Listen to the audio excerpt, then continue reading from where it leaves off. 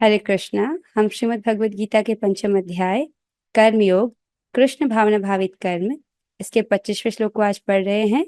आज इस पर हमारा दूसरा दिवस है। अनीता माता जी आप गाइए। लभन्ते ब्रह्म निर्वाणम लभन्ते ब्रह्म निर्वाणम्। ऋषयः क्षीण कल्मषाः ऋषयः क्षीणकल्मषः छिन्न द्वैधायतात्मानः छिन्नद्वैधायतात्मानः सर्वभूत हिते रताः। सर्वभूतहिते रताः। बहुत अच्छे माता जी। प्रीति माता जी आप गाइए। लभन्ते ब्रह्म निर्वाणम् लभन्ते ब्रह्म निर्वाणम् ऋषयः क्षीणकल्मषाः ऋषया क्षीणकल्मषाः छिन्नद्वैधायतात्मानः छिन्नद्वैधायतात्मानः सर्वभूतहिते रताः। सर्वभूतहिते रताः। बहुत अच्छे माता जी। लभन्ते ब्रह्म निर्वाणम् लभन्ते ब्रह्म निर्माणम् ऋषयः क्षीणकल्मषाः ऋषयः क्षीणकल्मषाः छिन्नद्वैधायतात्मानः छिन्नद्वैधायतात्मानः सर्वभूतहिते रताः। सर्वभूतहिते रताः। संघामृत माता जी आप गाइए। लभन्ते ब्रह्म निर्वाणम् लभन्ते ब्रह्म निर्वाणम् ऋषयः क्षीणकल्मषाः ऋषयः क्षीणकल्मषाः छिन्नद्वैधायतात्मानः छिन्नद्वैधायतात्मानः सर्वभूतहिते रताः। सर्वभूतो हिते रताः। कनक माता जी आप गाइए। लभन्ते ब्रह्म निर्वाणम् लभन्ते ब्रह्म निर्वाणम् ऋषयः क्षीणकल्मषाः ऋषिया शीडकल्मषा छिन्नद्वैधायतात्मानः छिन्नद्वैधायतात्मानः सर्वभूतहिते रताः। सर्वभूता हिते रता। बहुत अच्छी माता जी। इस श्लोक में भगवान क्या कह रहे हैं? भगवान कह रहे हैं जो लोग संशय से उत्पन्न होने वाले द्वैत से परे हैं, जिनके मन आत्म साक्षात्कार में रत हैं, जो समस्त जीवों के कल्याण कार्य करने में सदैव व्यस्त रहते हैं और जो समस्त पापों से रहित हैं, वे ब्रह्म निर्वाण अर्थात मुक्ति को प्राप्त होते हैं। इस श्लोक पर आज हमारा दूसरा दिवस है। एक बार श्लोक को फिर देखिए आप। ये श्लोक काफी शब्दों से समझने में आसान है। लभन्ते ब्रह्म निर्वाणम, तो क्या लाभ प्राप्त करते हैं? ब्रह्म निर्वाण को प्राप्त होते हैं अर्थात मुक्ति को प्राप्त होते हैं। लभन्ते मीन्स ऐसे बहुत सारे साधक हैं जिन्होंने जो इस प्रकार से साधना में सिद्ध होकर के जिन्होंने मुक्ति को प्राप्त किया है। कैसे हैं ये साधक? ऋषि यह क्षीण कल्मषाः, ऐसे ऋषिगण जिनके जो कल्मश हैं वो सब क्षीण हो गए हैं। राइट, उनके जो भी सारे पाप जो है वो नष्ट हो गए हैं। ठीक है। छिन्न द्वैधा यतात्माना, इससे पहले हम आगे बढ़े। पाप नष्ट हो जाए उसके लिए अधिक श्रम करने की आवश्यकता नहीं है। एक कृष्ण नाम से सारे पाप ध्वस्त हो जाते हैं। तो ऋषि यह क्षीण कल्मषा, एक ऐसा व्यक्ति जिसके सारे पापों का नाश हो गया है। छिन्न द्वैधायतात्मानः, जिसके जो द्वैत हैं, द्वैत से उत्पन्न होने वाले संशय उनका वो छिन्न हो गए, वो नष्ट हो गए, अर्थात वो व्यक्ति संशय रहित है, परम सत्य के विषय में जानता है, कोई संदेह नहीं है। कृष्ण है, पूर्ण पुरुषोत्तम भगवान है, मेरे स्वामी हैं, इस प्रकार से उनके विषय में जानता है। और वो क्या है? सभी के स्वामी हैं, स्वतंत्र हैं, इस प्रकार से जानता है, उनकी शरणागति लेता है।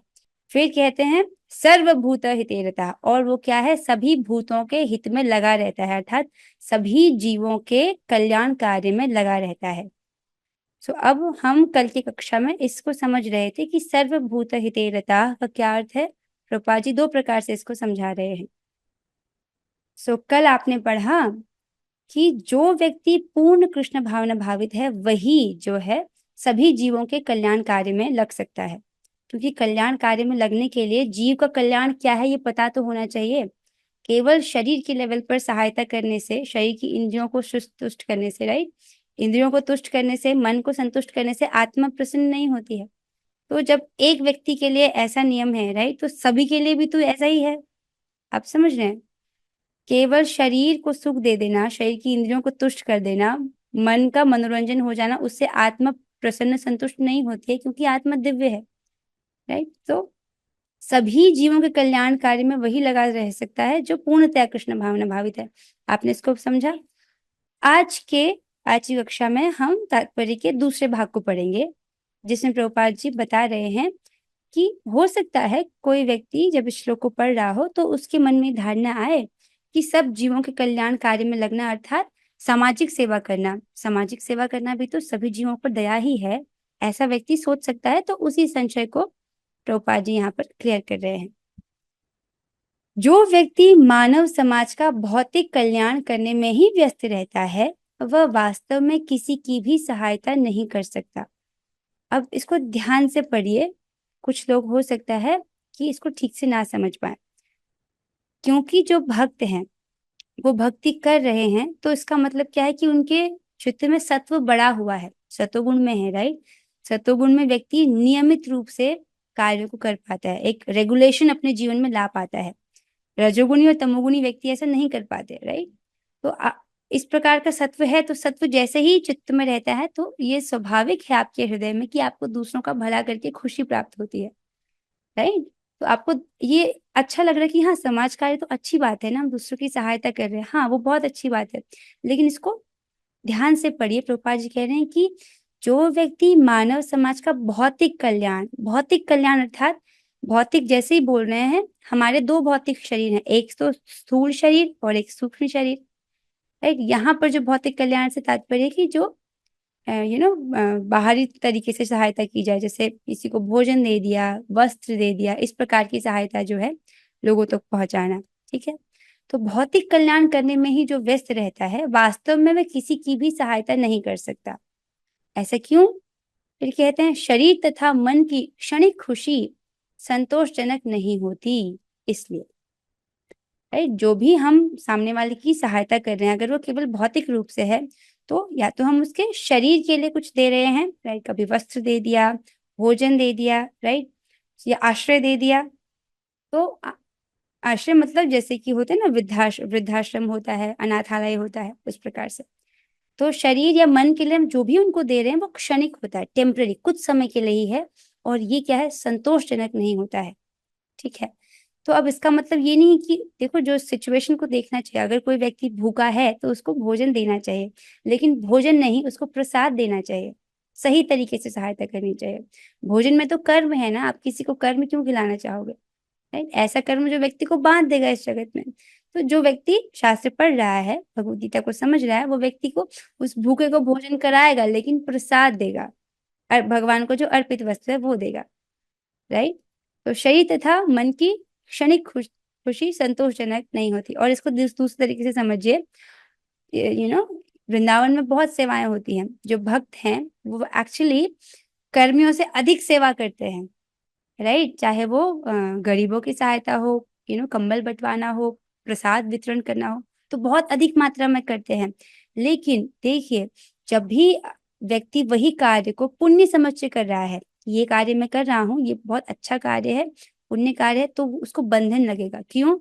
राइट, वो कार्य सतोगुण में स्थित होकर कर रहा है, राइट। तो उस पुण्य कार्य का उसको पुण्य फल मिलेगा, उस पुण्य फल को ग्रहण करने के लिए उसको एक और भौतिक जन्म लेना पड़ेगा। लेकिन भक्त लोग कैसे सेवा करते हैं? वो ये सोचते हैं कि सारे जीव तो भगवान के ही अंश हैं, राइट। तो ये तो मेरा कर्तव्य है, और मेरे इस प्रकार के, मेरी इस सेवा से कृष्ण प्रसन्न हो जाए। सारे कार्य क्यों करता है भक्त? कृष्ण की संतुष्टि के लिए, राइट। तो भगवान को प्रसन्न करने के लिए 3 चीजें करनी होती है। क्या है वो? सबसे पहले तो इंद्रिय संयम, राइट, अपनी इंद्रियों को संयमित करना, जिस प्रकार से प्रभुपाद जी ने नियम बोले हैं, 16 माला जप और 4 नियमों का पालन। जो लोग 16 नहीं कर पा रहे, जितने भी आप कर पा रहे हो उसको रोज करना, ठीक है। इंद्रिय संयम करना, 16 माला में आप क्या कर रहे हो, अपनी जीभ को संयमित करने का प्रयास कर रहे हो कि 2 घंटे के लिए अब मैं अपनी जीभ से केवल हरि नाम बोलूंगा या बोलूंगी, इतना संयमित कर रहे हो। वास्तव में जो व्यक्ति ऐसा कर पा रहा है, 16 माला कर पा रहा है, 2 घंटे के लिए अपने जीभ को जो नियमित कर सकता है, वो बाकी सब भी कर सकता है। जिसका 16 माला हो जाता है, ठाकुर जी के पास इसका 4 भी हो जाता है, राइट। लेकिन 16 माला अच्छे से करना है, ठीक है। तो कहाँ थे हम? कौन सी बात चल रही थी? हाँ, कि जो भक्त लोग हैं वो तो कृष्ण की प्रसन्नता के लिए इन चीजों को करते हैं, राइट। दान भी देते हैं तो कृष्ण की प्रसन्नता के लिए। आगे चलते हैं। जीवन संघर्ष में कठिनाइयों का वास्तविक कारण मनुष्य द्वारा परमेश्वर से अपने संबंध की विस्मृति में ढूंढा जा सकता है। बहुत सुंदर, बहुत गंभीर लाइन है। मनुष्य के जीवन में ये संघर्ष क्यों है, इतने इतने क्लेश क्यों हमको भोगने पड़ रहे हैं, उसका उत्तर प्रभुपाद जी बोल रहे हैं। क्या है, क्यों इतनी परेशानियां हैं? जीवन संघर्ष में कठिनाइयों का वास्तविक कारण मनुष्य द्वारा परमेश्वर से अपने संबंध की विस्मृति में ढूंढा जा सकता है, राइट। जैसे कल उदाहरण दिया था, अगर कहीं पर पानी फैला है कमरे में तो इसका मतलब पक्का नल खुला रह गया है। तो पानी फैला है, इसका कारण क्या है कि नल खुला रह गया। तो आप सबसे पहले नल बंद करते हो ना, राइट। मेरे शिक्षा गुरु ने बहुत सुंदर एग्जाम्पल इसको दिया, शुक्र कृष्णा से पूछना। सो उसी प्रकार से जीवन में अगर संघर्ष हो रहा है, बहुत क्लेश आ रहा है, बहुत कष्ट है, इसका कारण क्या है? भगवान के साथ जो हमारा संबंध है, राइट, कृष्ण के साथ जो संबंध है उसको भूल गए हैं। वो भूलना ही सारे कष्टों का कारण है। जब मनुष्य कृष्ण के साथ अपने संबंध के प्रति सचेष्ट रहता है तो वह वास्तव में मुक्तात्मा होता है, भले ही वह भौतिक शरीर के जाल में फंसा हो। बंधन तो केवल बुद्धि का है। जब तक व्यक्ति अपने आप को शरीर समझता है, देहात्मक बुद्धि में रहता है, तब तक वो बंधा हुआ है। लेकिन जिस क्षण वो समझ रहा है कि वो शरीर नहीं है, आत्मा है, भगवान का अंश है, भगवान का सेवक है, उसका एकमात्र कर्तव्य कृष्ण को प्रसन्न संतुष्ट करना है, तो ऐसा व्यक्ति क्या है? वास्तव में मुक्त आत्मा है। आप समझ रहे हो? तो सारे दुखों का कारण क्या है? कृष्ण को भूलना। और कृष्ण का स्मरण क्या है? हर प्रकार से कल्याणकारी। अगर हम कृष्ण को भूले हैं तो माया देवी हमको हर प्रकार से पीटेगी। लेकिन अगर हमको कृष्ण कृष्ण याद है, राइट, कृष्ण का स्मरण और कृष्ण ये अभिन्न है, इनमें कोई भेद नहीं है। जैसे कृष्ण का नाम और कृष्ण में कोई भेद नहीं है, शास्त्र से आप पढ़ते हो, राइट। कृष्ण का स्मरण और कृष्ण अभिन्न है, और जहां कृष्ण है वहां माया का अधिकार नहीं है। आप समझ रहे हैं? कृष्ण सूर्य सम, माया कैसे है? अधिकार, अंधकार जैसे। सो अगर आप कृष्ण का स्मरण कर रहे हो, कृष्ण को याद रखे हुए हो, उनका नाम ले रहे हो, तब माया नहीं पीटती है, राइट। सो हो सकता है भले ही वो व्यक्ति भौतिक शरीर के जाल में फंसा क्यों ना हो, तो बाहर से तो व्यक्ति भौतिक शरीर में ही है, लेकिन क्योंकि वो समझ रहा है कृष्ण के साथ उसका क्या संबंध है, राइट, और भगवान की सेवा में लगा हुआ है, तो ऐसा व्यक्ति इस शरीर में होते हुए भी क्या है? मुक्त आत्मा है। ये प्रभुपाद जी बोल रहे हैं। आई होप आपको ये स्पष्ट हो रहा होगा। एक बार फिर से श्लोक में चलेंगे। जो लोग संशय से उत्पन्न होने वाले द्वैत से परे हैं, राइट, द्वैत से परे ही अर्थात मन के धरातल पर वो लोग कार्य नहीं करते हैं। आज मुझे अच्छा लग रहा है तो मैं आज जप कर लेती हूँ, आज मुझे अच्छा नहीं लग रहा है तो आज छोड़ो, ऐसे नहीं। मन के धरातल पर नहीं, मन तो शत्रु है। जब मन करे तब नहीं करना चाहिए, क्योंकि हमारा आध्यात्मिक जीवन में कार्य क्या है? इस मन को नियंत्रण में लेकर आना। भगवान कहते हैं ना, जिस व्यक्ति का मन उसके नियंत्रण में है, उसका मन उसका परम प्रिय मित्र है, राइट, सबसे अच्छा मित्र है। लेकिन जिस व्यक्ति का मन उसके नियंत्रण में नहीं है, वही मन उसका सबसे बड़ा शत्रु बना रहेगा।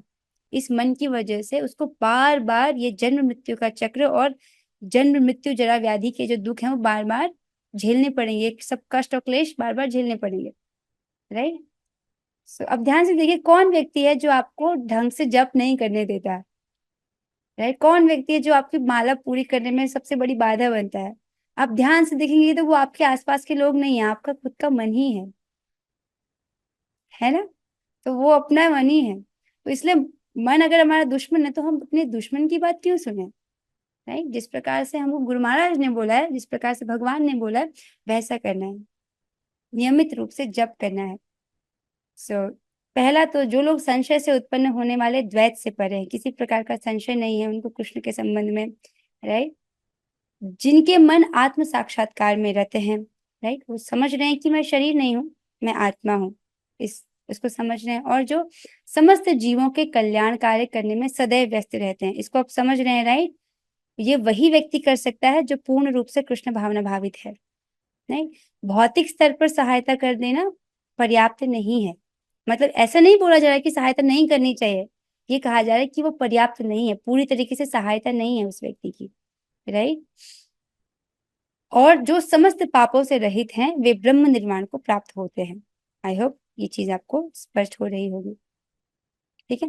किसी का कोई प्रश्न है आज के इस चीज से तो आप पूछ सकते हो, राइट। पर मेरे पास आपके आपके लिए 3 प्रश्न हैं, let's look at them.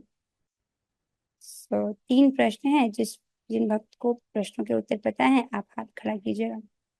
Before we go into the question answer session, इससे पहले कि हम प्रश्नोत्तर सेशन में जाएं, एक छोटी सी बात मुझे लगता है ठीक से क्लियर नहीं हुई है।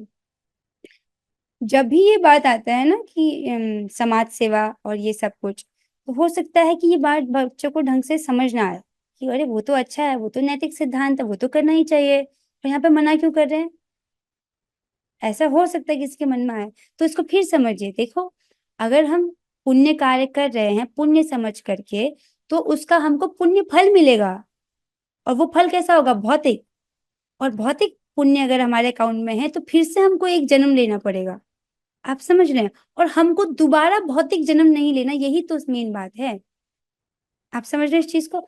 इसीलिए उस जो पुण्य कार्य व्यक्ति कर रहा है, सामाजिक कार्य कर रहा है, उसको करे, लेकिन कृष्ण को प्रसन्न करने की इच्छा से करे, बस इतना सा इच्छा में चेंज करने से, अगर हम कर्तापन से युक्त होकर के करें कि इस दान को तो मैं दे रहा हूँ, या ये जो पुण्य कार्य ये तो मैं कर रही हूँ, या मैं कर, इस प्रकार से कर्तापन के भाव से जो युक्त हो जाता है, वो उस कार्य के रिएक्शन को भी उसको लगेगा उस कार्य का रिएक्शन। तो अच्छे कार्य का रिएक्शन क्या होगा, एक पुण्य कर्म का पुण्य फल, उसके लिए फिर एक भौतिक जन्म, इसीलिए मना किया जा रहा है। अब सब स्पष्ट हो रहा है सबको ये बात, राइट। कैसे करना है उस चीज को, अगर आपको दान देना है, आप हमेशा ये सोचो कि मेरे इस कार्य से कृष्ण प्रसन्न हो जाए, मैं तो कृष्ण की प्रसन्नता हेतु ये दान को कर रही हूँ, राइट, क्योंकि सारे जीव तो उनके ही अंश है ना, तो ये जीव दया है। हाँ, राइट। तो 3 चीजें जो भगवान को प्रसन्न करने के लिए करनी होती है, इंद्रिय संयम, भगवान ने जैसे आपको रखा उसमें संतुष्ट होना, और तीसरा जीव दया, तो ये भी एक प्रकार से जीव दया है, राइट। तो जो भी कार्य करो उसको कृष्ण की प्रसन्नता की इच्छा से करेंगे तो बंधन नहीं लगेगा, ये है बात। ओके, अब मुझे लगता है कि अब पॉइंट थोड़ा क्लियर हुआ है। अब हम प्रश्न उत्तर की तरफ चलते हैं। ओके, पहला प्रश्न हम लेंगे, केवल वही व्यक्ति सभी जीवों के कल्याण कार्य में रत कहा जाएगा जो डैश है। कौन बताएंगे इसका, तो बहुत सारे लोगों के हाथ खड़े हैं। संघामृत माता जी आप बताइए। जो जो पूर्णतः कृष्ण भावना भावित है। यस, जो पूर्णतः कृष्ण भावना भावित है। वेरी गुड माता जी, बहुत सही उत्तर आपने दिया। अगले प्रश्न की ओर चलते हैं, मानवता के क्लेशों का कारण क्या है। ओह वाह, बहुत अच्छा प्रश्न है। क्या है मानवता के क्लेशों का कारण? अच्छा, सबके हाथ खड़े हैं पहले से। ओके, अनीता माता जी हम आपसे शुरू करेंगे, आप बताइए। माता जी, मानवता के क्लेशों का कारण यह है कि हम भगवान से हमारे संबंध को भूल चुके हैं। यस, भगवान के साथ जो हमारा संबंध है उसकी विस्मृति, उसको भूल जाना, यही सारे क्लेशों का कारण है। तो उसका उत्तर देखिए ना, आपने बहुत सही उत्तर दिया माता जी, thank you so much for the answer.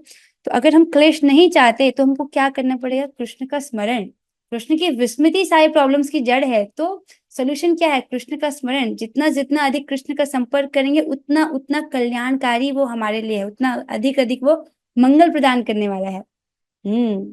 Okay, बहुत अच्छा उत्तर। अगले प्रश्न की ओर बढ़ेंगे, जो व्यक्ति मानव समाज का भौतिक कल्याण करने में ही व्यस्त रहता है वह वास्तव में किसी की भी सहायता नहीं कर सकता, स्पष्ट कीजिए। कठिन प्रश्न है, इसको हम एमएल गुप्ता प्रभु जी से पूछते हैं। प्रभु जी आप हमारी सहायता कीजिए इस प्रश्न में।